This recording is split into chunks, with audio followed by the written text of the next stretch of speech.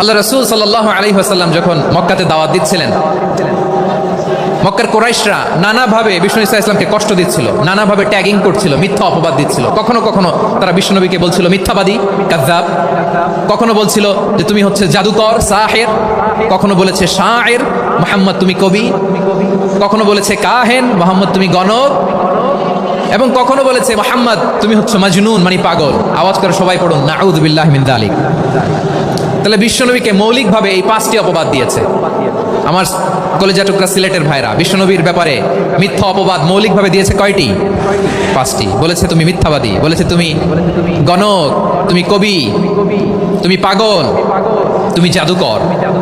বিশ্বনবীকে যে 5টি অপবাদ দেয়া হলো, আল্লাহ তাআলা এটা সহ্য করেননি। এই 5টি অপবাদের বিপরীতে আল্লাহ তাআলা বিশ্বনবীর 5টি চমৎকার বৈশিষ্ট্য উল্লেখ করে সূরাতুল আহজাবের 2টি আয়াত নাজিল করেছেন। আওয়াজ করে পড়েন আল্লাহু আকবার। 5টি চমৎকার বৈশিষ্ট্য সূরাতুল আহজাবের ভেতরে রব্বুল আলামিন উল্লেখ করে আমাদেরকে জানিয়ে দিচ্ছেন, ইয়া আইয়ুহান নাবিয়্যু ইন্না আরসালনাকা শাহিদান ওয়া মুবাশশিরান ওয়া নাযীরা ওয়া দাঈয়ান ইলাল্লাহি বিইذনিহি ওয়া সিরাজাম মুনীরা। পড়েন আল্লাহু আকবার। রব্বুল আলামিন ডেকে বলেন, ও নবী, নিশ্চয় আমি আপনাকে সাক্ষ্যদাতা রূপে প্রেরণ করেছি, সুসংবাদদাতা রূপে প্রেরণ করেছি, সতর্ককারী রূপে প্রেরণ করেছি, আল্লাহর দিকে আহ্বানকারী রূপে প্রেরণ করেছি, আর আলো দানকারী চেরাগ রূপে, প্রদীপ রূপে প্রেরণ করেছি। পড়েন সুবহানাল্লাহ। 5টা বৈশিষ্ট্য। 1 নম্বরে আল্লাহ তাআলা বললেন, হে নবী, নিশ্চয় আমি আপনাকে সাক্ষ্যদাতা হিসেবে প্রেরণ করেছি। সাক্ষ্যদাতা, বিষ্ণু ইসলাম সাক্ষ্য দিবেন, এজন্য শাহিদ। শাহিদ মানে সাক্ষ্যদাতা। আওয়াজ করে বলুন, শাহিদ মানে কি? তিনি সাক্ষ্য দিবেন। মুবাশশির, 2 নম্বর বৈশিষ্ট্য হচ্ছে তিনি মুবাশশির। মুবাশশিরুম বিরহমাতিল্লাহি ওয়া বিল জান্নাহ। তিনি আল্লাহর রহমতের সুসংবাদ দেন, তিনি আল্লাহর জান্নাতের সুসংবাদ দেন। সুবহানাল্লাহ পড়েন।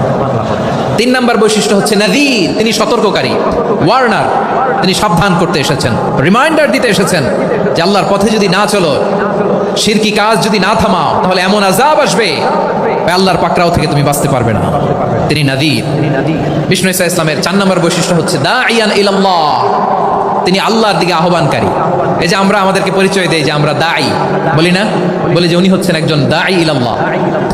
বহু বচন আমরা বলি আদ-দুআত ইলাল্লাহ। এটা কোরআনের এই আয়াত থেকে এসেছে। সুবহানাল্লাহ পড়েন। ওয়া দাঈয়ান ইলাল্লাহি বিইذনিহি, আল্লাহর আদেশে বিষ্ণু ইসা ইসলাম আল্লাহর দিকে মানুষকে ডাকেন।